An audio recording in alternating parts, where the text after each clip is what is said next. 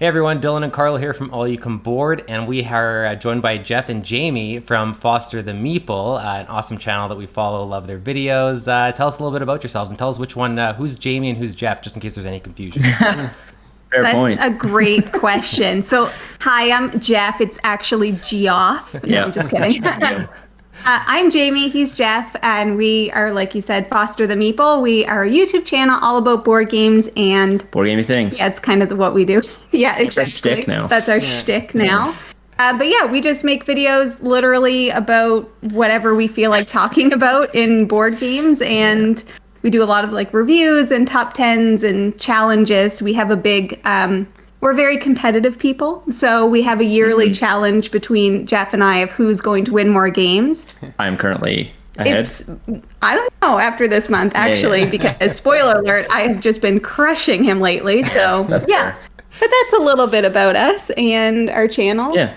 Awesome. And fellow Trying to Canadians. bring people together. We just really want to bring people into the hobby and do our part to include as many people and get as much enjoyment out of this as we can. For sure. And fellow Canadians too. Exactly. Different coast, but different side, I should say. You guys are in Alberta? No, they're in Manitoba. Okay, cool. Yeah, right in the center there, in the prairies. Awesome. Okay, so today we are doing a really cool topic, one that I think we all struggle to figure out our lists on, which is top 10 most stressful board games. And I think the distinction here is that it's not like, it doesn't have to necessarily be a good stressful, bad stressful. It can be either one. We have some games on our list that I know are so stressful that Carlo doesn't want to play them, for instance. And so they're not exactly ones he'd recommend. And other ones that we love the stress so much that every time we play it, we're basically playing for the stress of it. So I think it's pretty fair game from there. So I think we're going to kick it off and then we'll throw it to you guys after that. Carly, do you want to do... I've been doing a lot of talking. I think you should introduce this game. We're going to kick it off with our number 10 game on the list, and it's a bit of a controversial one for us. It's Curious Cargo. So this is a fairly newer game from 2020, designed by Ryan Courtney, who also did Pipeline. And basically, the level of stress here, I don't really like. I wasn't crazy about the game. I've played it, I think, 3 times.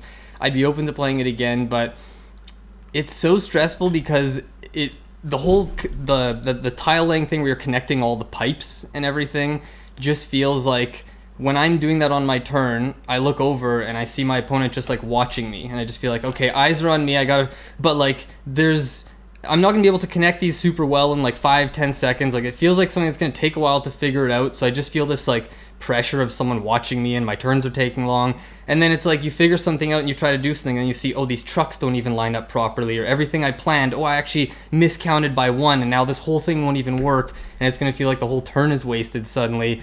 And it's just like, all these things, I just feel like every time I come up with something, there's something standing in my way that then sets me back again. And then I just feel this building stress of like, I didn't even do anything, or I spent 2 minutes and my turn was like, I didn't progress at all. It just feels frustrating. I don't know. And maybe it's a learning curve thing. It's a really tough game, and I feel like I have to maybe play it a few more times to like make it click a bit more. I don't know. And maybe it would help if I'd played Pipeline first, but it's just such a frustrating game that just makes me feel stressed out when I'm playing. And there's also so many moves you can do, because it's not just like it's a tiling game where you can play on top of other tiles, which is normally a faux pas in them. But because of that, there's always like an infinite number of possible moves, and so you kind of have to just like be okay with the fact that you're not going to find the optimal play every time, and that I think was a little bit of like a difficult thing to wrap our head around. But I remember playing with you, and I could just tell that you had thought about it for so long that now you were just feeling bad that you were taking too much time, so you're like, that's stressing you out. Whereas like I'm stressed about the decisions and you're stressed about like, oh my god, all these people at the table or this one person at the table is going to be frustrated with me. So that it's an interesting it's like a judgment variable. Exactly. That's totally what it is. So and we definitely disagree on it a little bit. Like it's not my favorite game, but I enjoy it. I enjoy how many options there are, but the couple times you play it, I could just tell by the end of it, you're like I'm glad that's over. That was a little too much for me. Like it's a well-designed game, and I can see why a lot more people would like it. I think it's either just maybe not for me, or maybe I'm only going to ever enjoy it if I play it a few more times and like get a better handle of it. But as of now, it just stresses me out in a bad way. So that's our number 10, Curious Cargo. Have you guys played it? No, we No, haven't. we haven't. But the way you're describing it, it makes me think of like when you're in a grocery store line trying to put your money back in your wallet and people are like waiting for your little nobody kiosk. cares that you're taking a long time to do it, but you're like, oh my God, it's so embarrassing. You're like dropping money on the ground and you're like picking stuff up. Sounds stressful. Don't like. Yeah. Great analogy. Yeah. Yeah. I could feel that. Yeah. Yeah. All right, our number 10's a bit of a curveball. Is it? I think so. I don't know if it gets played a lot anymore. Not anymore. Not by us. It's from Fantasy Flight Games, and that is Game of Thrones, a board game. Second and this edition. is a second edition, Okay. and it's by Christian Peterson. So there's a specific reason why we bring this one into the fold at number 10. So this is one of our gateway games, or whatever you want to call it. Yeah. And it's pretty much area control. And I think the specific stress comes in with us is the way we play it. It's like this constant game of like when are the attacks going to come and where are they going to come from? They're going to come from me. You play basically. each different like family, and you're just trying to expand around the map. There's a lot of negotiation, a lot of kind of chat around the board, and it just comes down to a point where I don't know if Jamie's going to attack me on turn 1 or if it's going to be turn 6 or whatever it's going to be. So there's this constant kind of like underlay of when someone's going to betray the other person, whether or not you have an alliance verbally or not. It's just this constant kind of permeating feeling of uneasiness, which invokes tons of stress. I love games where I can attack people. Yeah. And I love to like build alliances and break them. Yeah. So I can see why this one, Jeff was like, that game is super stressful. And I'm like, oh, really? And I'm like, oh, I guess I'm not playing against myself. So that makes sense. Jamie's a wild card in every type of game like this. It's just constant like unease of when she's going to make that move. And it could be just complete kamikaze, like I'm just going to destroy everything around me. Yeah, and what's fun about this game is I will yell out Game of Thrones when I'm about to attack. So like, hear me be like, Game of Thrones, and Jeff's like, oh God. Like, And then it's like, okay, who is it against? Yeah, and then I can choose. But yeah, it can be definitely stressful in that way for sure. And we've played this one enough that when Jamie mentions like she yells out Game of Thrones when she attacks, we play any game like that now where there's that element, she will yell that. It doesn't matter if That's a signal. thematically it doesn't match. Doesn't match. That just means Jamie's going off. Yeah, I'm about to attack. Jamie, our number 10. Do you often play on the offensive in these games then? Yes. Always. Like I'm to the point where I almost like don't even care if I lose these types of games. I just love to attack other people when they least expect it. Like it's so fun. Yeah. It's interesting too because like to your guys' earlier point about like optimizing turns and stuff. Like Jamie spends a lot of time on a downturn like figuring out what she's going to do next. Yeah. And we're sitting there being like super strategic, and then Jamie will be like, "Oh, Jamie's gonna do this," or "I think Jamie's gonna do that." We're never right. You never. She's just gone ballistic. Yeah, Amazing. that game doesn't stress me out as much as it stresses Jeff out. Or your brother. Yeah. Awesome. Yeah, but that's our number 10. Great pick. Yeah. It's one I've wanted to try for a while. Yeah. It's a good. great It's a long one, It's but an investment. it's worth it. Yeah. Awesome. Cool. So our number 9 is a game that it might not look like it could be stressful on the cover with the small box game, but we found very stressful in the best way, and that is The Crew, Quest for Planet 9. So this is a case of really, really good stress, and we love games where you have to take your turn and you agonize over having to take your turn. You almost wish that you could just like say, can I skip my turn? Like, is that an option? Because every choice you make you feel is going to be the wrong one, or it could be the right one, but that you don't like that pressure. But the amount of times we've had just crazy amounts of hilarity with like, trying to recall, okay, for the blue cards, for instance, I feel like it's safe to play this card, but am I remembering right? Like, did they play that card? Like, everyone's looking at me like, is this obvious? Why am I even agonizing over this? Can I just like play this card and we're good to go? Because you're worried you're gonna make the move that's gonna screw up everything you guys have like silently communicated and plotted the entire mission. So yeah, I guess I did mention it's a trick-taking game. It's a cooperative trick-taking game, and it's a relatively new game, and it's been insanely popular. And yeah, there's like 50 missions in the box, and like they get progressively harder and more challenging.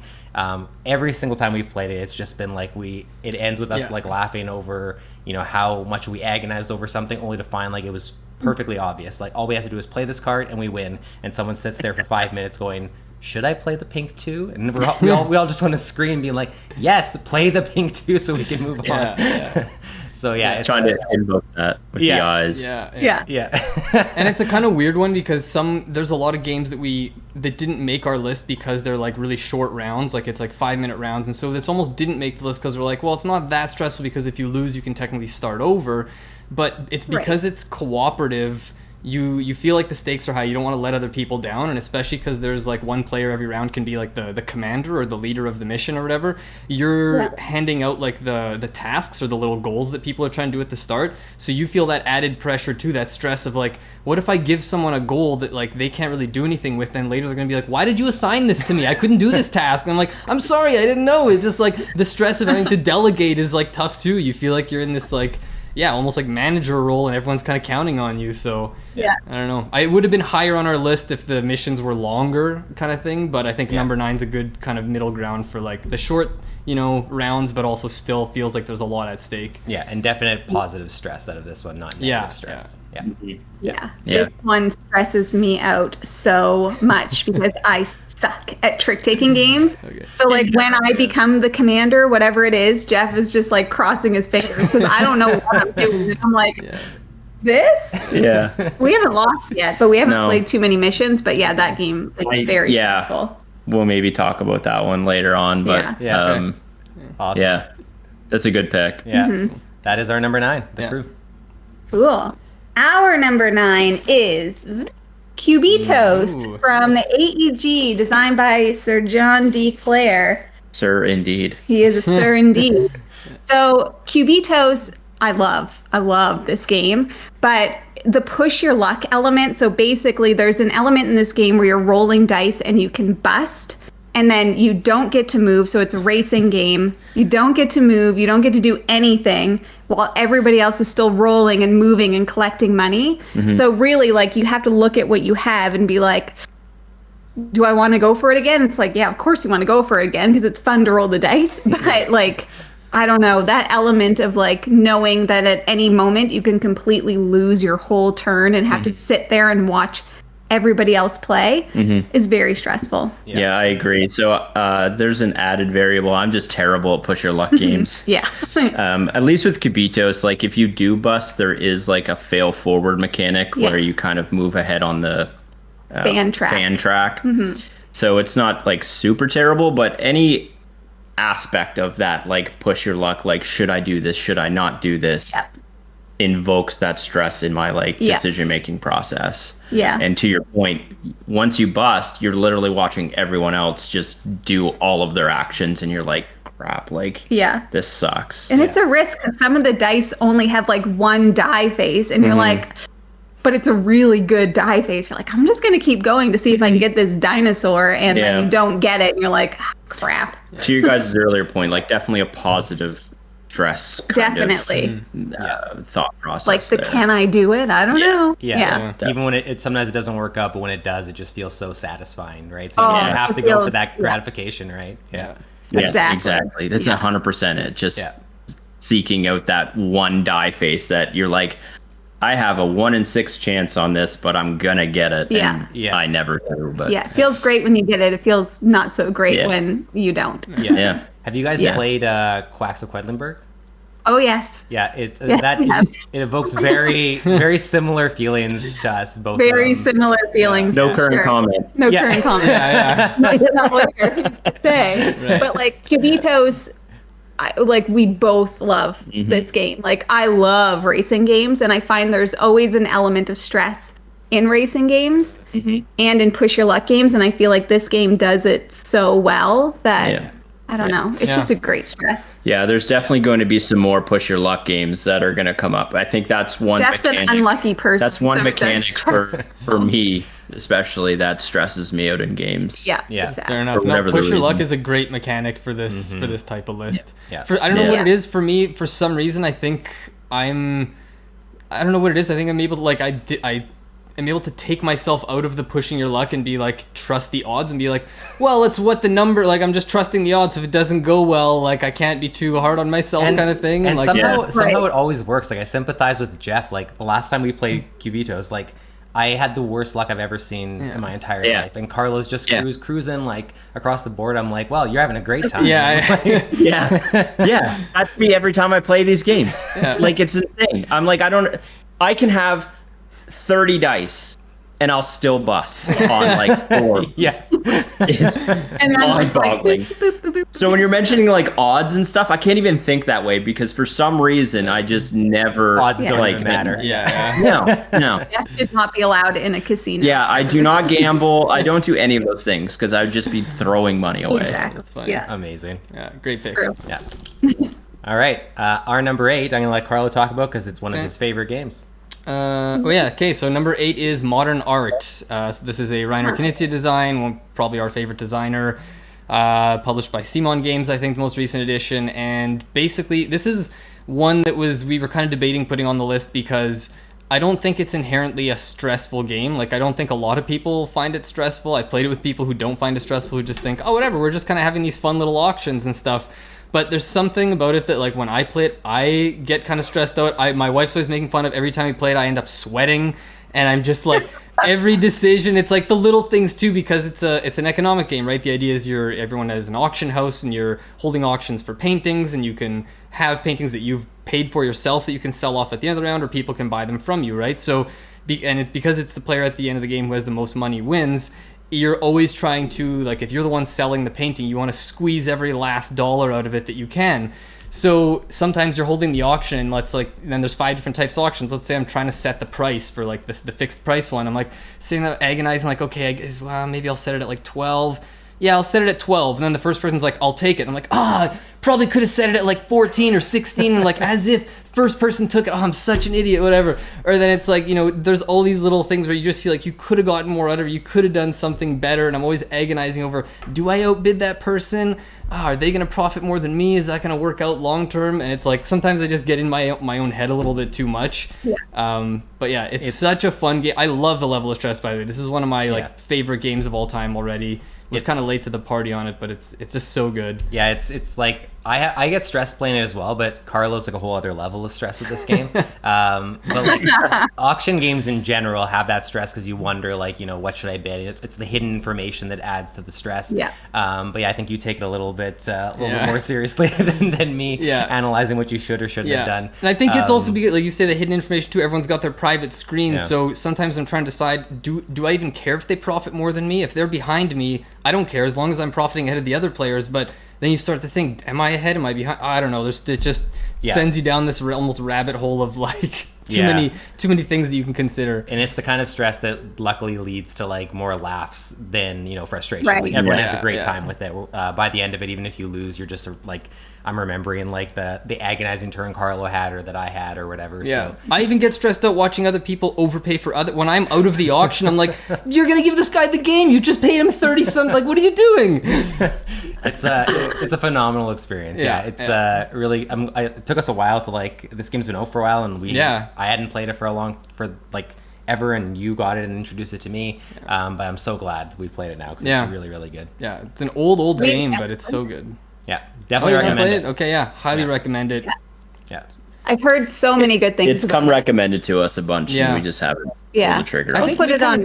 We dismissed it for a while. I think just maybe, I don't know if it was the art theme or what it was. Like, I don't know. And auction games aren't always a hit with every group. I feel like you have to have the right group that's willing to like play that style of game. It's a very specific genre, but yeah, it's really good. Yeah. That is our number 8. Yeah. Cool. I think our next one's going to shock some people because I feel like, I don't know, it might be just like an us thing. Okay. Next us, I'm using the Jaws of the Lion box, but our next game is Gloomhaven from Cephalla Fair and Isaac Childress. Yeah. So the reason why we brought this on the list is for one specific reason. There's obviously there's only so many cards you can play. You're constantly kind of working against this timer of like, am I going to run out of cards and exhaust myself? And the scenario is over. And I think that's where the stress comes in, is because these scenarios can be so long, and you can get right to the final boss or whatever the objective is, and then lose Because you ran out of cards. because you ran out of cards or you died or whatever it is, and you have to play that scenario all over again. Yeah. Which is fine, but there's always that permeating stress of like, each turn has to be optimized, and there can be things that come up in the future that you're not even aware of, where you're like, oh crap, I wasted a card I should have used in this situation 2 turns ago. Yeah. Yeah. And so you're constantly facing this clock of like, are we going to get through this? Do we have enough cards? Are we powerful enough? Yeah. And we're 2 hours in and we've just lost, and now we have to replay this entire scenario. Yeah. Or if you're the only one left and you're like, well, now I got to carry the weight of the whole Yeah. team. Like, I got to do this. Carry the team on my back. Exactly. Yeah. And like, we've played through all of Jaws of the Lion. We've only played through probably like a third of Gloomhaven. Yeah. But like the character that I used in Jaws of the Lion, all of their good moves were the throwaway cards. So I'm like, well, I can move too and get closer to you, but I can't do anything else. Yeah, so I don't lose this card. I think but, that it's a type of game where every move you make, every decision you make has an added element of stress, because you want to optimize every single turn. And I understand that happens in most games, but I think it's exponentially worse in a game like this, where you are spending so much time on one scenario. Yeah. Yeah. And you're investing that much time, and if it's not optimized and you have to do it again. And I wonder if it's worse playing with 2 players, because then you don't have the support of all of the other characters. So if it's just us playing, then it's like, okay, we have this many cards. Don't mess up. Yeah, we should probably caveat this. I don't know about you guys, but we're 2-player primary, so in almost all instances of these plays, it's just the 2 of us. Right. So I'm not really sure if this would be. We've played a few scenarios of Gloomhaven with 4, but not a ton. But yeah, that's definitely one that we're constantly on edge, just to make sure we're optimizing each turn. Yeah, and I always want to go up for the treasure, and it's always a waste of cards, but you just never know. We obviously, like, we played Gloomhaven a ton. We had a 4-player group. We played for like 2 years. And we had someone like that in our group that was constantly, at least for a couple of his characters, just the one who always wanted to go for the treasure, and would be like, you know what, I might sacrifice what I should do for the group here just to grab some treasure, because I think we're okay. And we're all like, what are you doing? Like, are you serious? Like, we could win right here. Go back here for a minute. Yeah. It's or like chasing the loot, chasing the XP. Like, It's such a phenomenal game, and it's a good call out too, because like I don't know if it would have made our list if I had thought a little bit more, but like there have been so many stressful moments in that game, specific scenarios where like we barely won, or ones we did lose and we're like, oh my god, we have to do that again, and if we would have just done this, we would have been fine. And it's just such a great experience, and like there's definite stress in like almost every scenario you play. When even just the stress of you have the road event and something happens and it's like, now you all start the scenario with poison. You're like stressed right from the start. Like, are you kidding me? Exactly. It's like just the playing the cards and you're both attacking the same thing, and you're like, oh, now because my teammate killed this thing, now my attack can't even reach anything, and it just feels like a wasted turn, right? Going back to what you're saying about stressful, like sometimes you can't even do anything. The stress of that miss card, like when you're it's like, come on, _2 or +1, and it's like, and you missed, and you're like, are you or how many kidding me? times it's like, what happens if we pull a miss card right now, and like no. Every time miss. Every time. But to your point with road cards, it's like, like trying to like deduce what's the best. Like, it's like, I feel like both of these are going to be bad, but what's the lesser of the what's less bad? Yeah. It's a really good pick. I almost feel like it maybe should have even been on ours. Great pick. All right, number 7. I'm probably gonna let Carlo do a lot of the talking here, because he has played this game more than any other game, but I will say what it is, and that is Agricola, which we mentioned before we were getting ready to film this. So I'm gonna throw this to Carlo because he has a lot to say. So this is my favorite Uwe Rosenberg game for sure. My favorite worker placement game. This was kind of one of the ones that got me sort of into the hobby. Was kind of like my next step game after Carcassonne and Catan and stuff like that. The reason why it's not as high on the list, at least anymore, is because I've played it like over 100 times now. The stress level has worn off a little bit. Now that I'm a little more familiar with the game, it's not quite as stressful, but obviously the theme of like you have to keep your family members fed, right? You're building this farm, and at the end of the game, like part of what makes the stress too is that all the scoring categories at the end are like everything that you have 0 of is you get -1 point. So it's like, oh, you don't have any vegetables, -1. You don't have any like sheep, -1. So you kind of feel like sort of you want to get a bit of everything, but also you know that you kind of have to specialize to really do well in things. And then it's like, you know, you want to grow your family to take more actions, but you can only do that if you're actually going to be able to have the food. But you don't know if you want to do that until you have the food engine first. But sometimes you can't get the food engine going until you actually have the extra workers. I'm stressed out listening to just, you. Yeah, everything you want to do is like, well, if you do that, then you got to worry about these 3. I'm like, oh, okay, well, I guess. Or like, you want to do this, but if I take this and I leave the 6 wood for my opponent, they're just going to build 2 rooms next turn. And then like, that's way too much. They're going to run away with the game. So I'm like, now I got to reassess and maybe take this thing just to stop my opponent, even though I don't really need it for myself. Just like, a spoiler, number 6 on our list is just going to be Carlo talking about Agricola. Yeah. And like the reason I get stressed out with this, I've only played it a handful of times, but every time I play with Carlo, and Carlo's played this game like 120 times. So not only am I stressed by the mechanics of the game, I'm just like, if I make one mistake, there's no chance, because Carlo knows the best ways to play. I'm sure he's like, you know, even like holding back a little bit on me, but it's just, yeah, like it's punishing. Like you make one small slip up and you feel like you're out of it, so that's what makes it stress. So for me personally, it's been mostly a negative stress, but I feel like for you, you've just embraced the stress. Yeah, it's whenever we talk about like trying to convince people sometimes that like punishing and stressful games can be fun. This is always one of the ones that I think of first, because it's been such a big part of like me as a board gamer throughout my life. And just like, yeah, it's just one of those ones that even at the end, people are sometimes frustrated, like, oh, I didn't get everything done I wanted. Oh, I wish I could have done this. Can we play again though? There's always that feeling that the people always want to seem to play it again to try and do better. So yeah, it's that good level of stress that makes you want to come back and feel like you want to master this like crazy complicated system. Yeah. But yeah, I can see how for some people it's maybe a little too unforgiving and too stressful. Yeah. Right. For sure. Yeah. And I mean, there's stress in figuring out how many sheep get reproduced every round. Yeah. It's like, I have 5 sheep. That gives you 1 sheep. I'm like, wait, what? Yeah, exactly. Yeah. Yeah. Amazing. Right. Yeah. So that is our number 7. Yeah, that was one we had talked about, but we had mentioned we just haven't played it enough to. I think we've only played it twice. But I know the more we had played that, it would have been on the list for sure. Yeah, it was on our short list for sure. Mm-hmm. Cool. Our number 7 is a silly game, but it is a stressful game, and that is Taco Cat Goat Cheese Pizza. I don't know if you guys have ever played this, but it's a very simple card game where each card has a picture of a taco, a cat, a goat, cheese, pizza, and then there's also a gorilla, a narwhal, and a groundhog. And all you're doing is you're flipping blindly a card, and I would have to say taco. And if it's not a taco, we're good. And then Jeff would say cat. And anyways, you keep going. And if you say like goat and it's a goat, you have to slam your hand down, and whoever hits the table first gets the card. Yeah, it's like war, but intense war. Like, you know, like the old card game war. Yeah. Like the higher number. Like basically you're just going back and forth being like taco, cat, goat, cheese. And you have to like look at each other and like look down, and you have to go quickly. You can't say it slow. Yeah. And then there's special cards like gorilla. So if you see gorilla, you have to like pound your chest. Or if you see a narwhal, you have to like do this. And then slap. So we're always like narwhal.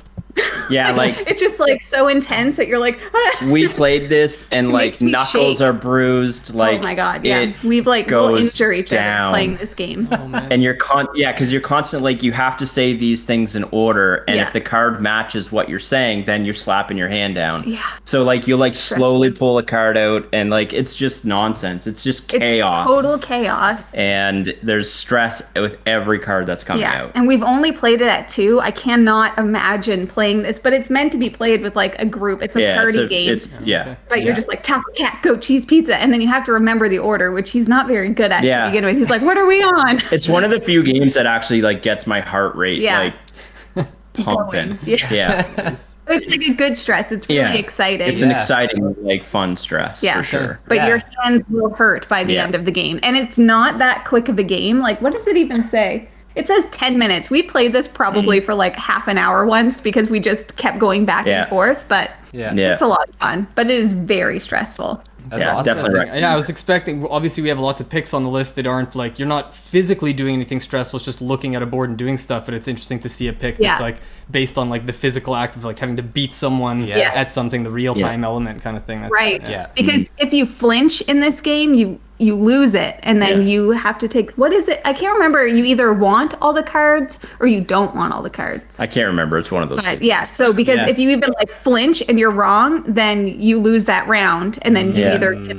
cards or whatever. So you have to be really confident in what you do. And like It's hard I to think do. also too, with like the knuckles being bruised and stuff, like we're just like slamming though. Like I'm sure it's not meant to be like that intense. It's true. But again, as Jamie mentioned, we're overly competitive. So like we're There's a disclaimer in the rule book somewhere that you're ignoring about like the speed at which you slam your hand on the table. You'll have to bring it to a convention one day and then teach other people. Yeah. Just watch how they play first to 100%. see if you guys are normal or not.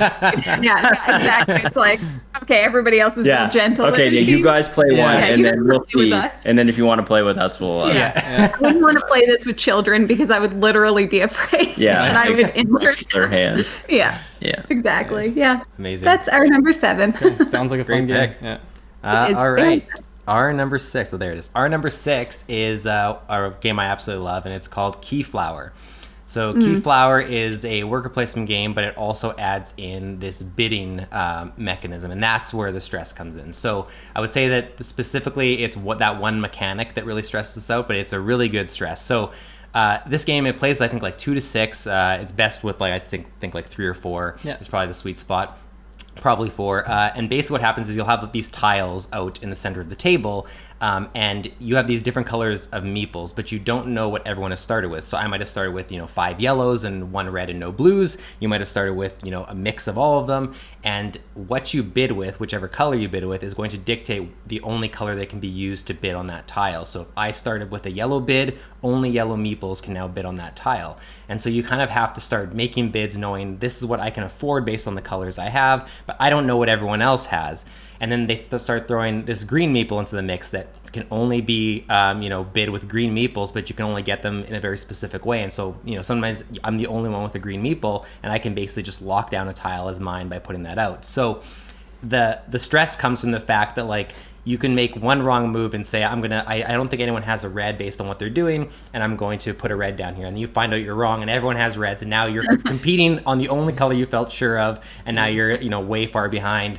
And then there's different strategies you can get as you gain tiles to your own village, where now you can produce green meeples, you can produce more colors of meeples, and so you think you have it locked down, and someone says, I'm going to do this to give myself some new colors to be able to do this, and you're like, oh my god. And you can go on the tiles multiple times, and it's just like, it's so much fun. We're such big worker placement fans, but that one aspect of it is just so agonizing. Yeah. And it's on Board Game Arenas. We played a bunch of it over the pandemic, and it was just like the exact right type of stress that I think we both love in these kind of games. So. Well, and the other thing I love about it is the fact that you can be using meeples to put around the outside of the tile to kind of bid to gain it in a future round, or you can play the meeples on the tile themselves to use the action. So sometimes too, you're trying to decide, do I want to take the action once now, and then someone else might actually win that tile and take it for themselves, or do I want to bid for the tile, not actually taking the action, but then I'll have the tile in my own area, and people might come visit me to use it, and then I'll get their workers. So even what you want to use your workers for is another series of decisions, and it's just it's such a good level of stress. And the type of tiles that come out each game is different. So you might have one game where you have very little movement, and now the only movement you can do is on these very specific tiles. So now everyone's going to this one person's village constantly to move, and they're just like sitting back, relaxed. We're all stressing over our movement limitations. So yeah, it's a phenomenal game, and great level of stress on it too. Never played this one. Yeah, another either. one we haven't played. Okay. Another one's been recommended to us a bunch, but we just Yeah. haven't played it yet. Yeah. Well, and it's okay. I know you guys say you play 2-player primary. It's okay with 2, but if you're gonna try it out, definitely try and get a 3rd or 4th player, because I think you'll like it a lot more with 3 or 4. Yeah, for sure. Right. Yeah. Yeah. Yeah. Sounds interesting. Yeah. I find there's a element of like analysis paralysis in a lot of these games Yeah. For sure. for that stress factor. Yeah, For sure. definitely. Yeah. And I think it adds to the stress when you're like, how long have I been thinking about my turn? And it's been Yeah. 10 minutes or Yeah. something. Yeah. Yeah, awesome. That's our number 6. Cool. Our number 6 is from AEG and Kevin Russ, and that is Calico. Speaking of Nice. analysis paralysis. Speaking of analysis Great paralysis. So this is one we actually picked up relatively recently. And it's basically a tile placement, building out a quilt for cats. It looks cute. I would expect it to be cute. And then you play it and you're just bogged down with so many ways and decisions to make in terms of like how you're going to score and the best move and matching colors and quilt types. It's just constant stress. Every turn I'm like, I don't know if this is the right move. No. Because as you go, it's just you uncover the fact that you've screwed something up. Inevitably, you've screwed something up in this game. Every time. And every time we play it, I'm just like, oh my God, I had fun, but I feel like I shouldn't have had fun. Right. Yeah, that's so true. Oh my God. And the stress of like, because you need certain tiles and then you're like, well, they don't know what tiles I need. And last time we played with my brother, and every round he took the one tile that I needed. I'm like, how do you know? Because it was different every time. And I'm like, now I don't know what to do. And I'm trying to make these cats happy, and they're not going to be happy with the quilt I'm making. And I feel like this one is a major stress because of that analysis paralysis. I should have mentioned, sorry, that you're also like selecting tiles that come up. So like tile drafting. You could just be completely hosed by what comes up. And you could have this strategy of like, I'm going to go after color, or I'm going to go after patterns. And that could just be completely busted by mid-game. And then it's like, you're so far gone into this game so far gone. that it's hard to pivot. Because like you can only do so many things and score in certain ways. It's just constant stress. You always want to go for everything. Like I want to make the cats happy, but I also want to score like the extra objectives. And then you do that, and then the tiles aren't coming up. And then you're like, oh, well, now I didn't make anybody happy, me or the cat. No one's happy. Happy. And I think it gets exponentially more difficult as the game goes on. Obviously, like up front, the first few turns is kind of like whatever, I'll place what I can. But when you're down to like 5, 6, 7 spaces left and you're forced to start putting stuff in that you don't want, it can just totally mess like multiply the either benefit or detriment of what you're trying to do. So but I love this game. But it's definitely a good stress. We've had a ton of fun playing it, but every turn it's just ugh. And I feel like there's been so many times I've only played like a couple times, but in those times where I feel like I'm doing good and I'm like, oh, I think I know exactly what I'm doing. I put this here. And then the stress comes from the fact that I look and I go, wait a minute, what am I doing? I'm not even doing anything I thought I was doing. Like I've completely screwed up here. How am I going to rebound? Like, it's just, you look at those little like bonus tiles and you're like, oh, I've done none of this. And it's those objectives, like you said, the having the 2 objectives on the same tile. Because how often have you had it where you could do something to meet one of the objectives, but you're waiting to try and meet the second one? You're like, I'll hold off so I can meet both. And then because of that, you end up getting neither of them. And you're like, I should have just placed the tile to get the one objective when I could have. I got greedy and now I get nothing. Yep, that's what happened to me last game. Because all 3 objectives, they kind of all really like flow into each other. So you're like, well, this goes into this, but then this one goes into this one, and it's like, it's a bit of a brain melt, like way more than we had anticipated when we first started playing it. This would probably not be a good game for people who are like perfectionists, right? Mm-hmm. There's just like, you have to accept on your turn that you're just not going to be able to do the optimal thing a lot of the time. Exactly. 100%. That's why I mentioned like, you are going to screw this game up and you just need to be okay with it. Just gotta be okay. Awesome. That's our number 6. Awesome game. I considered this one. It almost made the list, but very good game. Our number 5 is this is going to be a stand-in for a bit of the whole genre, but this is the one we just kind of picked. So this is The Resistance, and this is basically our inclusion for hidden role games. So we're split on hidden role games. I love them. I have a friend who would host hidden role games nights, and we would just constantly play like The Resistance and Secret Hitler and Ultimate Werewolf and things like that. So it's a good stress for me, and Carlo, I think it's a bad stress for Carlo. He does not do well with these games very often. So The Resistance is one that we picked because it's was Ultimate Werewolf or One Night Ultimate Werewolf. It's just kind of it's done in the round, so the stress is kind of like, if you screw up, you just screw up that one round, you'll get a new roll after that, you can try again. Whereas Resistance, you're playing the long game, and there's the stress is continuous throughout. So I enjoy it. I love in games lying and trying to figure out how well I can hide what I'm actually doing and trick people. I get a huge kick out of it.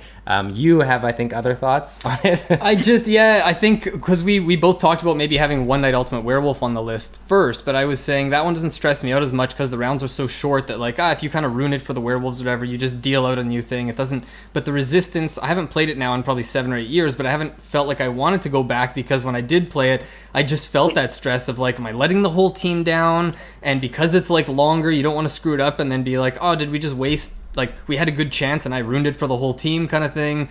I don't dislike social deduction or hidden role games. I just think I have to play them in limited amounts, or I have to be in the right mood for them, or maybe playing with the right people or something, because there's just something about that having to hold in a lie and pretend you're someone you're not, or trying to swindle people. There's just something about it that kind of makes me feel uneasy the whole time I'm playing, and then I don't know, it's not a stress that I can just turn off during the game at any point. It's just until the game ends, I'm going to be feeling this. Yeah. So yeah, it's not a terrible level of stress, but it's just it's definitely a high level of stress, and I can only handle a certain amount of it. Yeah, you don't enjoy it as much. Yeah. We haven't played that one, but we played Coup. Oh, yeah. And what's really interesting, we recently played it with the Table Nuts guys, and nobody lied in the entire game. And we played 2 rounds, and nobody lied either time. And I'm like, what's happening? That's half the fun. But everybody was like, well, I don't want to get caught in my lie. But I do enjoy those games. I think that is a fun kind of stress. Yeah, Yeah. I agree. Just to see what you can get away with. Yeah. You have to, Yeah, I'm the Duke. I'm gonna take this money. yeah, and I feel like you almost have to have the right group for it too. I've played hidden role games where I don't know anyone, and I'm I don't know their tendencies. I'm lying to them, and I feel bad that this is the first way they're meeting me. Is I'm just being a complete, for lack of a better word, a complete jackass at the table and lying to everyone. So yeah, but if you're playing with friends, then it's a lot more fun, right? Because everyone's just knows each other and knows their personalities. So Yeah, definitely. So that is our number 5, The Resistance. Our number 5 is a game that I love so much. It is Sheepy Time. Nice. This is from AEG. And this very unassuming little game I find so stressful because so basically you are running around this rondel or whatever. You're running around this thing, jumping a fence, and then there's a nightmare chasing you. And you have to make it over the fence, and you can keep going, but as soon as the nightmare jumps the fence, then he knocks you out and you don't get any points. And it's just a major push your luck game, which I just think push your luck games for us are a little bit stressful. I get so stressed playing this game every time because I will always, without fail, push my luck. And then the nightmare will be right behind me, and I'm like, he's behind me. And we've played this now with a few people. Yep. And everybody loves this game when we play it. But we did this for our board. We do board game weekends. And that video of us playing this game, everyone's standing up and they're like, oh my God, what's going to happen? Yeah, it's this constant decision process because not only can the nightmare go around and wake you up and then you lose, it can also knock you land out on your space twice and that also wakes you up. Yeah. So there's the decision of push your luck, hey, I've jumped over the fence. I now need to make a decision whether I need to go around again because you can stop and then score your points, or do you go for more? And the nightmares can move kind of sporadically and oddly, so you don't really know exactly where they're going to land. Yeah. And it's just this, again, that push your luck element of I need to make a decision if I'm going to continue. And it's just that dynamic of okay, this person's gone around again. I don't want to go around again, but they've gone around again. Yeah. And they're going around again. Yeah. Do I go around again? Right, because otherwise, you're no, I'm going to jump the fence and I'm going to stop. I'm going to have a good night's sleep and not worry about the nightmare. And then you see other people going around and then you're then you get stressed because I'm going to be so far behind everybody else because they were brave enough to keep going. But it's one of those games where it's the group kind of dictates what you do. Yeah. Because if everyone jumps and they're yeah, I'm going to keep going. It's well, crap. I didn't want to go again, but now I kind of feel I have to. Again. Yeah. Yeah. It's Yeah. It's a lot of fun. Yeah, we haven't Yeah. played it. I've heard of it, and it's just funny how these games, like some of the most stressful games, are the ones that on the cover you just be like, "Oh, this looks like I a great know. like family game. I'll just relax and play this game," and then it just Yeah. like Yeah. beats you down No. with how stressful it is. Yeah, I am always very stressed out playing that game. Yeah. Yeah. Because like I always get knocked out. I don't know how it happens. Maybe because I always want to push my luck, but I'm like, I'll just go around once more, and then sure enough, I think it's because it's one of the only push your luck games that you're not good at for some reason. I know I don't like that. Because you can't Game of Thrones people, right? Yeah, exactly. Yeah, the nightmare is Game of Thronesing me every Yeah. time. Yeah. Yeah. But yeah, that's our number 5, Sheepy Time. Highly recommend. Nice. Love that game. Great pick. All right, our number 4 is a game called Biblios. So this is a favorite game of ours. It's another auction style game, which there's a few of them on the list, or a couple of them on the list, because it's a great genre for this. So Biblios is a small little card game, unassuming, and it basically is played in 2 phases. The first phase is basically about distributing cards. You're going to draw an amount of cards equal to the amount of players, and you're going to keep one for yourself, put one in the public available area for them to choose, and then one into a deck that's going to be drawn from it in the second round. And so there's some stress that comes in with that as you're trying to decide, like, which one do I keep? And sometimes you draw a really great card first, and you're like, well, I don't want to put this publicly, so I kind of want to keep it for myself. And then you'll draw 2 more that are even better, and you wish that you had kept those for yourself instead. But the real stress comes from the auction side of things, because you can't remember what everyone has and has kept. Like, how much gold does one person have? Which colors did they gather? Can I beat them? And so you're trying to decide, do I go for this color? Do I, lower the value on this die so they get less points? Do I spend time doing that, or do I just have to try to get as many cards as I can? And the fact that I'll call it out again, because I basically like to call it out a bunch for Carlos. The amount of times Carlos gotten 0 points in this game is just like ridiculous, and it's because you can't do everything. You're like, okay, well, I guess I got to go for this, and you see that falling away from you. You're like, well, I guess I can try to go for the greens, and you're like, oh, well, I don't have any money left, and next thing you know, you're like, well, I guess I'm just gonna completely get destroyed this game. So yeah, I feel like the stress just comes in from that second phase particularly. But it's a game that like I bought early on in my board game collection. It sat there. I played it like one time and kind of forgot about it. Heard it like talked about in like the Board Game Barrage podcast and a couple other places. And we played it again with some people, and it just became like a huge hit, a big favorite of ours. And the exact perfect kind of stress we love, where like you agonize over your turn, but you just like love it at the same time. Yeah, we love this game. Yeah, great pick. Yeah. Yeah, we another one we haven't played enough. Yeah. We've played it a handful of times, and we've had a great experience every time. I definitely can get where you're coming from, because that happened in one of our games. I'm like, I'm going for this color, and then it just completely blew up in my face, and I just didn't score anything. Yeah, especially at the higher player count with 4. And part of that stress, I think, like there's a lot of games where there's a lot of different ways that you're going to be able to score some points here, some points there, kind of thing. Whereas in Biblios, like, nothing is ever guaranteed until the very end of the game. So there's never like, well, I guess I can still just play it safe and get some points here. It's like, nope, you don't know anything about what you're going to score until the very end. And that's part of the most stressful part, I think, to me, is just so you reveal those cards. Exactly. There's so much unknown until the very end. So Yeah, that's a great pick. Yeah, that's our number 4. Our number 4, sticking with the push your luck theme, and was mentioned earlier, North Star Games, Wolfgang Warsch, Quacks of Quedlinburg. Yeah, nice. This one doesn't stress me out. This one, I'm on the fence with whether or not I even like this game. He's really because bad I'm at it. terrible at it. I don't know what it is, but every single time I reach into that bag, I'm just like, my palms are sweaty. Like, I'm definitely like got some beads of sweat like on my forehead, because I just never pull anything. He always ever. pulls the white one. Like, right. White 3, white 2. He's like, ugh.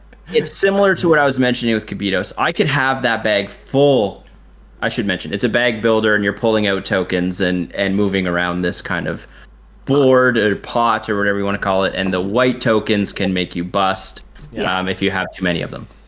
I can have a bag full of non-white tokens. I could have 100 non-white tokens and 7 white tokens, and I will pull those 7 tokens every time. I enjoy watching it. It's so funny.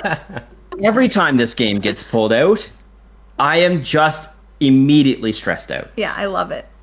I hate it so much, but I also love it at the same time. It's just like, again, I don't know if I have this weird luck, don't know like what lack it of is. luck or It's really whatever you bad. want to call I it. had one round of this game where I played like Jeff, and I understand now why it stresses him out, because I kept pulling out white to the point where I was like, I'm like afraid to even like try again. Do I just stop here? Yeah. But I don't know how you do it. Yeah, That and is stressful. there's that like component too of like, do you grab a bunch of different color types of tokens, or do you just kind of focus on one? Like, I don't know. I just think there's a ton going on in this game to stress me out. I'm sure it doesn't stress, like, obviously it doesn't stress Jamie out as much as me, but that uncertainty of like, it doesn't matter what you put in that bag. Like, He's pulling out a white one. you could still have a completely garbage round. Yeah. And true. you can get behind. I know they have like a rat that you The can rat kind tail. of move around to keep you, engaged in the game and not too far behind, but it doesn't seem to matter for me. Yeah. This one stresses you out more than Cubitos. I think Cubitos stresses me out a little bit more.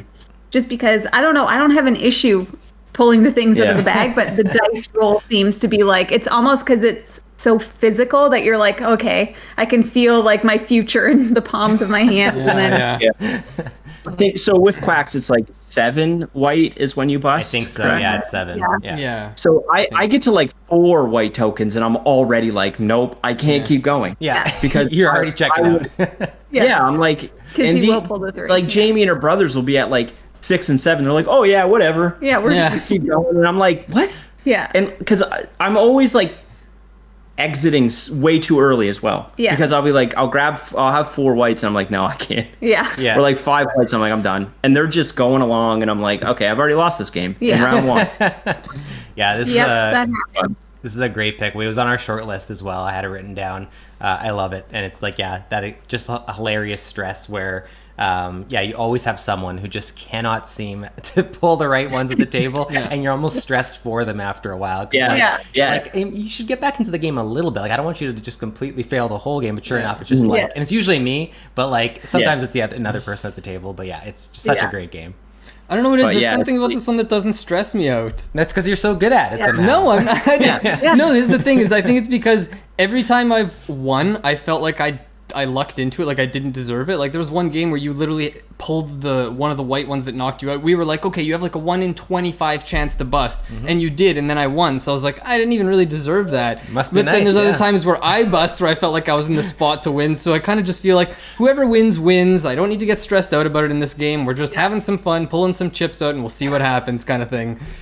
But see, I wish I had that luxury. I don't have that luxury with Jamie, because if she wins, there's no luck involved. It's all skill, and she will just completely blast me. Yeah. Because again, we have that competitive like element, and it's just Right. like I've maybe won this game one time. Maybe. Yeah, Maybe? that one time that I played like you. Yeah, You won. like, and so I don't have the luxury of being like, well, Yeah, fair Jamie's enough. not like, oh yeah, I got lucky. It's like, no, like I No. crushed you like a grape.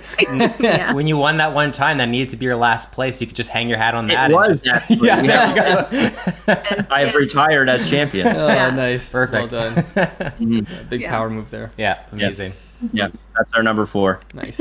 All right, do you want to talk about number 3? Sure. Yeah. Okay. So number 3 on our list here is Lost Cities. So this is a 2-player only card game from Reiner Knizia. We almost put Battle Line on here instead, but we've both played a lot more of Lost Cities, whereas I've played more Battle Line than Dylan. So similar enough games, but basically the long and short of it is you're going on these little expeditions. You have cards of 5 different colors, and you're basically committing. You're playing cards in ascending order in these expeditions per color, and you're basically it's got like this like multiplicative scoring system where you can get these other like handshake cards before you start committing to numbers, and they can multiply your score. But if you start playing a certain number of cards in that expedition and you don't get enough of them, then you end up having negative cards. So there's a bit of push your luck in there, actually. I didn't even think of it as a push your luck game really when we were talking about it, but Definitely has it. there is, because you're starting to commit to something, but you might get negative points in a category. But sometimes you are okay, like if you're only going to get -7 in a category maybe, but playing those cards, you didn't want them in your hand taking up space, but you didn't want to discard them so that your opponent could pick them up. Maybe that -7 in the long run is denying them more points than if you would have given it to them and they could play it. So there's the stress of you don't want to start playing like your number 2 or 3 and then later you see that handshake card come up and realize, oh, now it's too late. I should have just waited so I could have played the handshake first. But you also don't want to overcommit to too many expeditions, because then if you don't see the cards for those, you're going to deal with the negative points. I think like it's just a stressful. Like every turn is stressful. Yeah, and it's like it's such a simple game, but honestly, the stressful genius of it comes from the fact that you have to play a card before you draw, because or you play a card or discard a card before you draw. Like that, having to do that and not know what you're going to get next always ends up in situations where you're like, well, I've been waiting for this yellow handshake for so long, so I'm just going to commit and just play my yellow 2. And as soon as you play it, of course, you draw the yellow handshake, and you're just absolutely devastated. But it's because you have to play first that it just leads to so much stress, because you're constantly agonizing, going, how long do I hold out? Or do I put this card down and hope that they don't need it and I can pick it up later, or whatever the case is? And it's so simple, and yet somehow it's one of the games that stresses me out the most. But it's like the exact type of agonizing I love in games, where I just like don't want to take my turn, and somehow that is the best part about it. Yeah. Yeah. Right. Yeah. And this is a 2-player only game, is it? Yeah. We haven't played it, but it's one that we definitely need to play because it is like 2-player only, and it sounds super For fun. sure. And it's on Board Game Arena, and because like the game plays in 3 rounds and there's a lot of shuffling between rounds and stuff, so it probably is like works best, especially to try it just for the first time on Board Game Arena. It's so quick. But that's part of the stress too, is when I mentioned the 3 rounds, is like it adds up your scores after the first. So you go into the second or third round knowing you're already behind. Sometimes you could be behind by like 120 points going to that final round, and like that's another added layer of stress that you're like this insurmountable kind of task. You're like, how am I supposed to even come back into this game now? You have to take more risks now, which is more stressful. Yeah, it's great. Yeah. That's our number 3, Lost Cities. Our number 3 is Mansions of Madness, Fantasy Flight Games. I freaking love this game so much. But like where the stress comes in with this game, it really stresses. I think it really stresses you out. Yes. Because like it can become very overwhelming very quickly, specifically in a 2-player game. Yeah. Like, it's been a while since we played it, because we played it a lot, and then we're like, okay, we need to take a step back from this because we kept losing. But basically, like, what will happen is there's ways in the game that you will suddenly go insane, and then you might be playing against the group. So then now you're like, well, I don't trust, like, why is Jeff doing that? I'm like, why are you doing that? Because then he'll have a different win objective. Right. So if that happens to you in the game, then your goal might be the same and might be different. You don't know. And basically you have to get out of that scenario. And there's like different objectives and everything. But I don't know. I find it really stressful because like things will cascade very quickly. Yep. All of the bad guys will suddenly pop up in your room, and then they like kill you. And then if one person dies and the other person has 1 round to get out of the freaking house, and you're like, I can't get out of here. And there's like cultists, and there's like all of these creepy things everywhere. And it's just one of those games where I think I get the most stressed at that moment when somebody else that I'm playing with has gone insane, and then I'm like, I can't trust the person that I'm playing with because I don't know what their goal is. Even if I don't want to spoil anything because I mean there's scenario based stuff, but it might even be an insanity that states your win condition remains the same. Yeah. But see, I will play it. I like to play off with Jamie that way. Yeah. So if I go insane, even if my objective is just win as per normal, I'll like pretend like I'm like he'll do something weird, and I'm like, why did you go into that room? Or like, why do you want to? Yeah. Jeff will be like, oh no, I'll kill this one. I'm like, why do you want to kill that one? Yeah. Or like, because some of the objectives could literally be like, you win if you die. But if he dies after he's gone insane, and then I don't get out of the house, and I lose. So it's just, I don't know. It's very stressful, but I really love this game. I think you kind of nailed it with the cascading element too. Like this game is very punishing because every round there could be a new monster attacking, and it's very difficult. Like you're rolling for damage. There's a chance or luck element to this too, so it can be very difficult to defeat monsters. Yep. And there's always a round of like insanity, kind of like to make you go a bit more crazy as the game progresses. So it's a very difficult. Now I should say it's a bit scenario based. There's some scenarios that aren't overly punishing, but then there's some we've played 10 times. There's different levels, especially again at 2-player. Yeah. But yeah, this game is just to Jamie's point, you really never know what's going to happen. There's just stuff that moves around, and it's app driven, so the app will introduce monsters in different rooms, and the movement conditions can be weird, and it's just you're constantly on edge. And I think the theme in general, like that Cthulhu Lovecraftian theme, is just kind of creepy. There's creepy music playing in the background, and there's like creepy children in some of the scenarios. You're like, ooh. It's just very stressful. So, but I do love that. Yeah, we haven't played it, but just the way you're describing, like the not knowing why someone's doing something is one of the funniest and most stressful things. Because you're like, there's got to be a reason, but tell me what you're not going to tell me what it is, and I just got to try to discern. And now I'm stressed what they're thinking the whole time. Like I thought that happens to us in Oath as well when we play it in some ways. Right. But, we haven't played this one, but I really wanted to play it for a long time. Yeah, we've played Mountains of Madness. Yes, Mountains of Madness, not Mansions of Madness. We played. Yeah.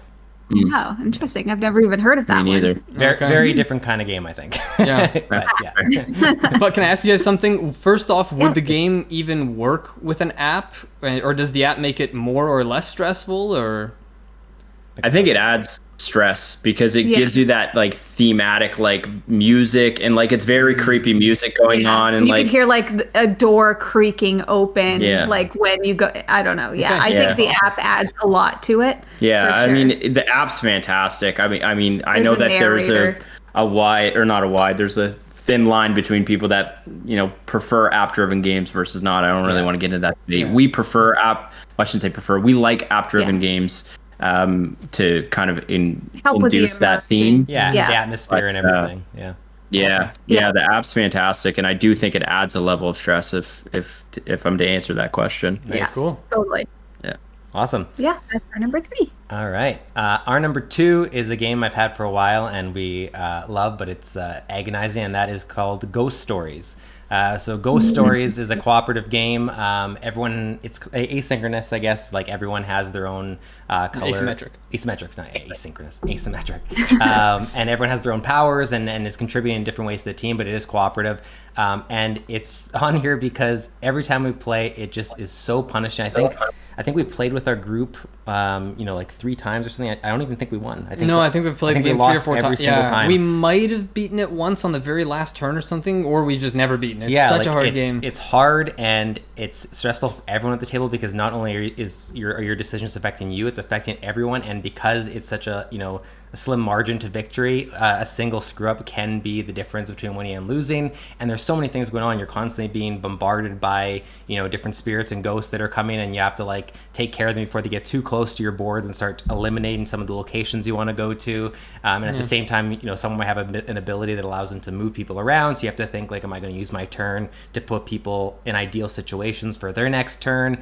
And if I don't, are they going to be okay in what they have going on their turn? And it's just there's so much going on, and it's so stressful because it's really so difficult. But again, a great example of one that it's a really good stress. Like we had such a good time playing it that we ended up, I think we had gotten together for a game night, and we ended up just deciding to play it again rather than any of the other games we had opted to. Like we just said, let's go again. We have to try to beat it, and again we lost, but yet we came back to it again. Like it's so much fun. And I know it's a popular game, but at the same time I don't hear it talked about as often as I would expect, and it's one that I think sometimes flies under the radar, and I just like absolutely love it. And even it flies under my own radar, like sometimes I forget to bring it up, I was gonna say it's been now probably at least 2 or 3 years since we've played it.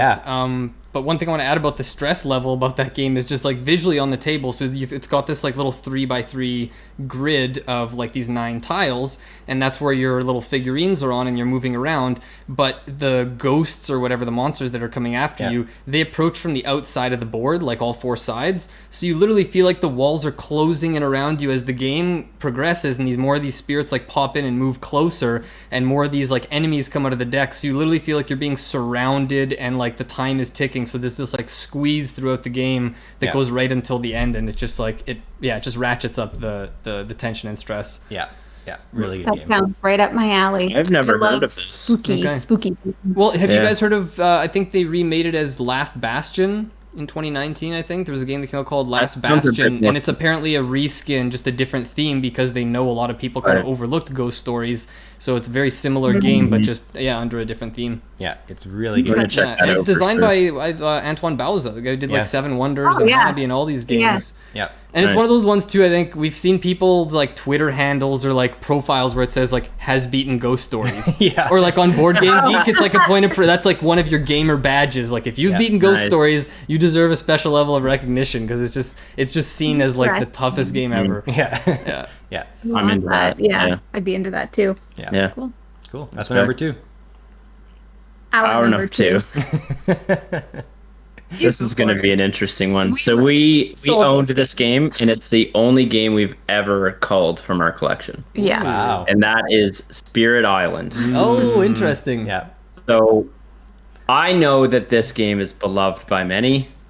We've played this game probably 10 to 15 times and had a awful experience We've never won, every time. and I like to win. I'll caveat that with we've never played it with experienced players. Yeah. So why this is on our list is because that cascading element of that blight spreading around the map. So in Spirit Island, you're playing spirits trying to protect an island from invaders, and they kind of just manipulate the board. The stress comes in because we were never able to get ahead of that Never. blight, ever.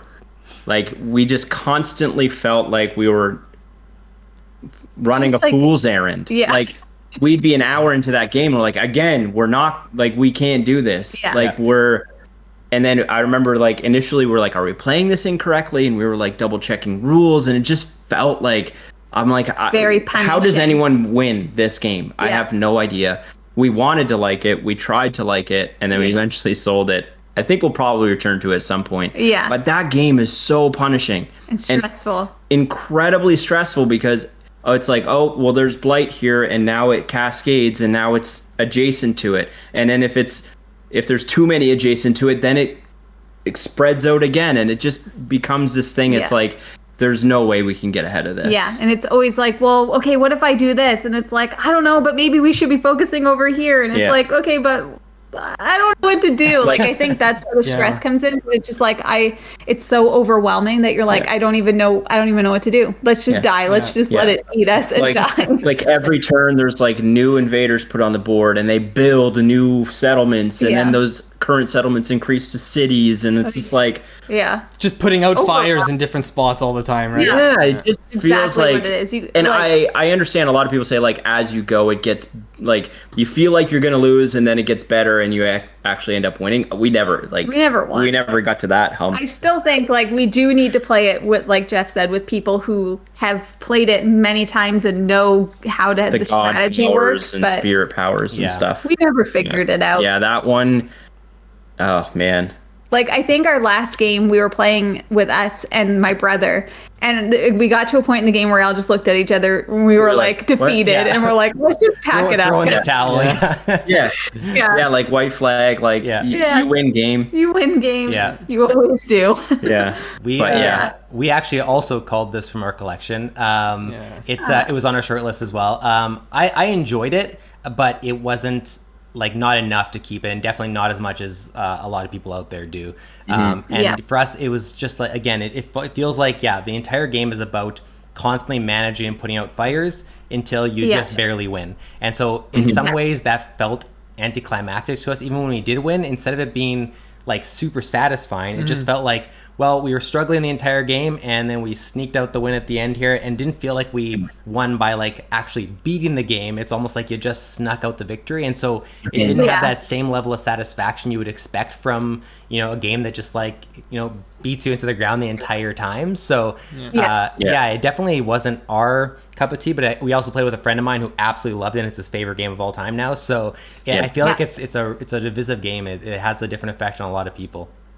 Yeah. Yeah. Certainly stressful. Just never was one that could hit with us. But it's so up high on the list because it like it's visceral. Like I could Yeah. still feel it talking about that game, and I'm like, oh my god, it's happening again. Yeah. Like Yeah. that thing on the board, it's like, oh god, Yeah. like Here it Yeah. comes. here we go. Yeah. Exactly.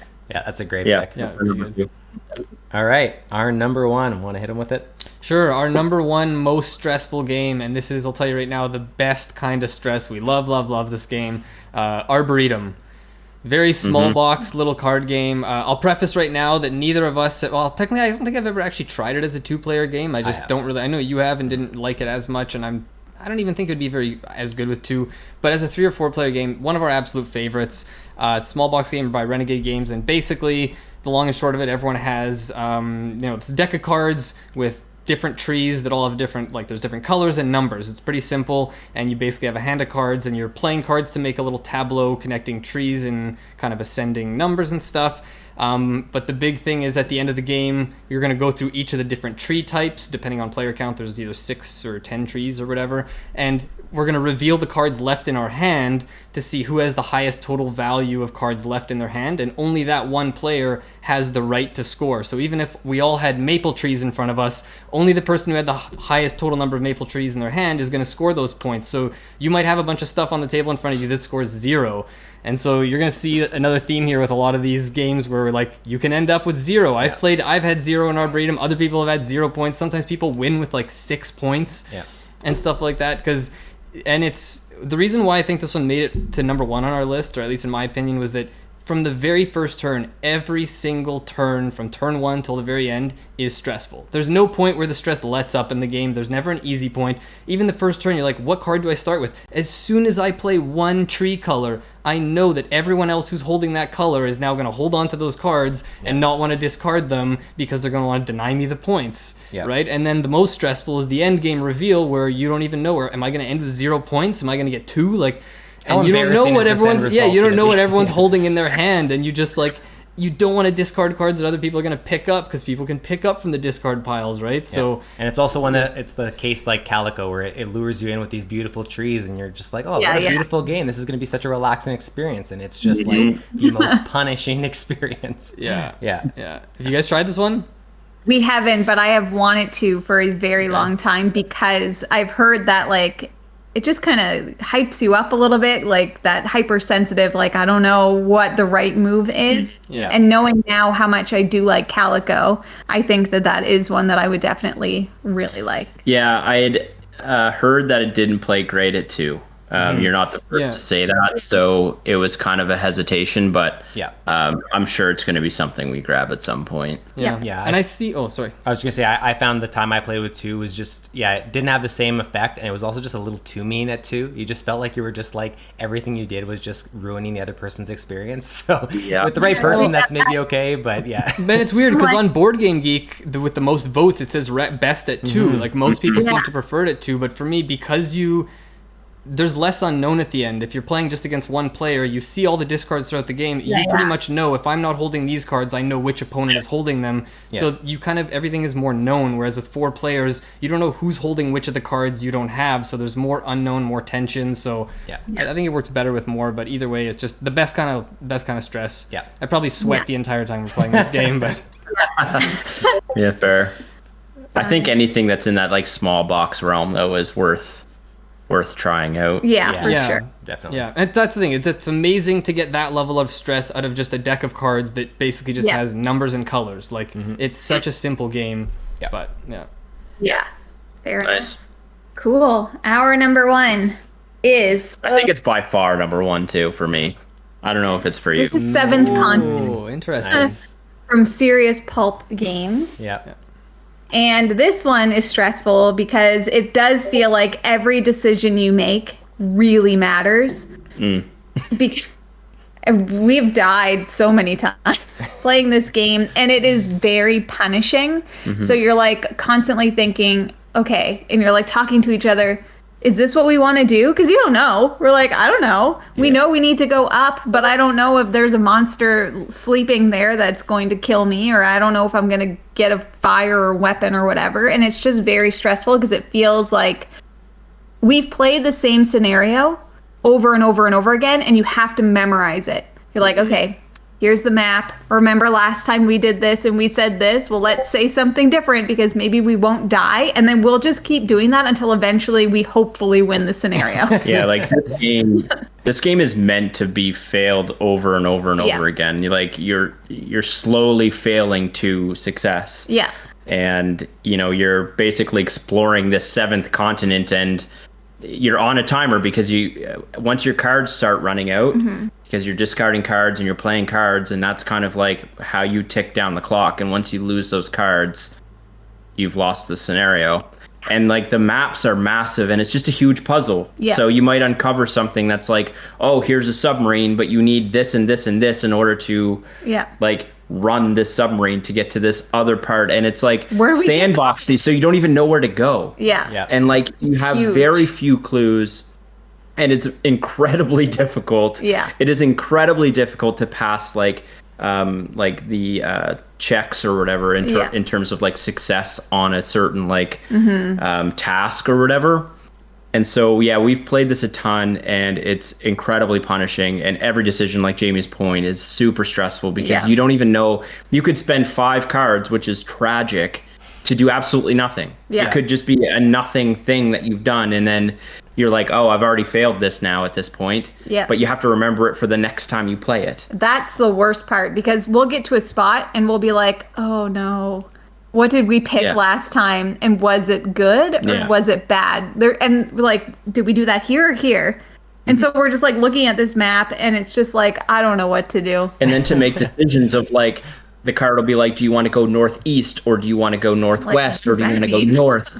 And like one scenario, we went to this random island that had nothing to do with anything. And then how did we get here? You're like, how did we get here? And you have like this tiny little map that you have for reference. And it's just like, this doesn't help me at all. Yeah, we're like, we think we need to go over here, but there's no tiles laid out. So we don't even know what over there is or how far out it is. It's insanely stressful. Like, this whole game is Sleeping Gods now, which is kind of similar, but I feel like this game is so much more punishing. With Sleeping Gods, you know, you might take some damage or do whatever, but you can go and heal yourself, and everything's good. You're just floating around on the island. Whereas this one, it's like, no, you died. You died. Sleeping Gods, you fail forward a bit more. Seventh Continent, I don't feel like you fail forward. No. You fail, and then you need to memorize everything that led up to that failure.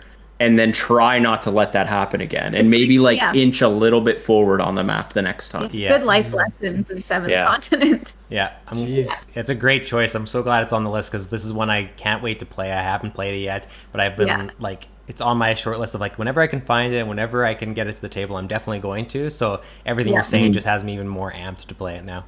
Like, I don't want to deter you. Like, we still enjoy it. It reminds me of a video game, really. And but it's incredibly punishing. So are you guys planning on back, or have you already backed Seventh Citadel? I've heard it's supposed to be a bit less punishing. No, I haven't backed and heard about it. I want to see what comes out of that. Fair enough. For sure. Because I remember looking at the same thing. They said they were trying to make it less about the survival and a bit less punishing. So we'll see. That's a great word to put it. You are just trying to survive this game. That's it.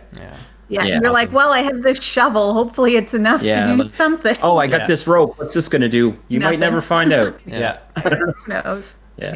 Awesome pick. Those are our lists. The last thing I'm gonna do is we're gonna go over just a quick bit of games that we almost put on the list, because we had a bunch we had to barely cut. So I'll just go through them quickly. Evolution Climate was almost on the list. That's one Carlo loves and is very stressful. Such a punishing game. Men at Work is another one. It's really fun kind of stress, but obviously it's like a Jenga style experience, and that one's pretty stressful in the best way. Battle Line was sort of the one we were deciding between Lost Cities and Battle Line. You almost had Quacks of Quedlinburg. Tainted Grail is one I would have put on the list, but Carlo hasn't played it, so I just didn't feel like it was fair for me to include it, but that would have absolutely been on my personal list. Cloud Spire is another one. That's mostly just because it's so stressful to look at the rules as much as we have to make sure we're playing everything correctly. There's just so much to keep track of. It's the stress of like knowing what your opponent's faction can do in each of their units and what advancements do your things have, and so much mostly like managing the game state kind of thing. But so those are our near misses. What about you guys, or any especially that one of you finds really stressful but not the other one? Or Agricola for me, again, it had something to do with just limited plays. Another one for me that Jamie didn't necessarily find stressful, we again only played it a couple times, was Five Tribes. I just think like optimizing each turn in that game is ridiculously It doesn't difficult. stress me out because I don't know what I'm doing. I'm just like, oh, I guess I'll just do this. Another one for me was Innovation. More so stressful because that game can swing like at any second. Yeah. Which is I love that, but it's like that stress of like when's it gonna happen? Yeah. But yeah, those I also had Go Nuts for Donuts on my list. I don't know if you guys have played. I'm not, no. Well, it's like a bidding game where like you're just bidding on these donuts. four different donut types, I think, or no, 5 different, and there's 4 Yeah, layers. and it's like you bid on it, and then if 2 people bid on the same thing, then nobody gets Yeah. it, and you're like, okay, well now I need to go for a donut that I think nobody wants, but then everybody has that same mentality, and it's like, Interesting. it's You're basically playing that game hoping you're picking the strategy no one else is picking, Yeah. like the bad strategy. Yeah. But I've ended a game with like 2 donuts in my hand. Yeah, it's fun. It's on BGA. I highly recommend it. Awesome. And then I also had Subterra on my list, and so this one basically like you're just trying to get out of these caves, and there's like these horrors that could be hunting you down, and you could literally just die in the cave because you're going through, and the whole thing is you have to get out of the cave, but you also have to get everybody out. So like I have to make sure Jeff's getting out, I have to make sure this person's getting out, and if you play 2 players, you each play with 2 characters, and you don't know where the exit is, so you're placing one tile each time and digging your way out. You could go left, and left could be monsters, it could not be, and Nice. Yeah, and then I had Coup as well, just because it's fun to get caught in a lie, and you're like, I don't know. we did have the crew as well. But we only played trick 2. taking. I had Fox in the Forest because trick taking, in general, I find very stressful because I'm not good at it. I think it's interesting to see the dynamic between like mechanic and stress levels, because like it seems like our stress inducing like push your luck aspect, your guys seems to be a lot about like bidding, social deduction and bidding and stuff. Yeah. So, And even cooperative too. The cooperative games a lot of the time stress me out. Yeah, other people are relying on you playing well and stuff like that. Yeah. For sure. Great. So this was a ton of fun, guys. Great to meet you guys. So again, if you guys want to check out Foster the Meeple, we're going to put a link in our description. Go there and check out their channel. They have a bunch of awesome stuff. Subscribe to them and watch all their videos. We'll have to do this again sometime before another really difficult topic to talk about. Otherwise, thanks so much for coming on, guys. And thanks for watching. See you guys next time. Bye. thanks, guys.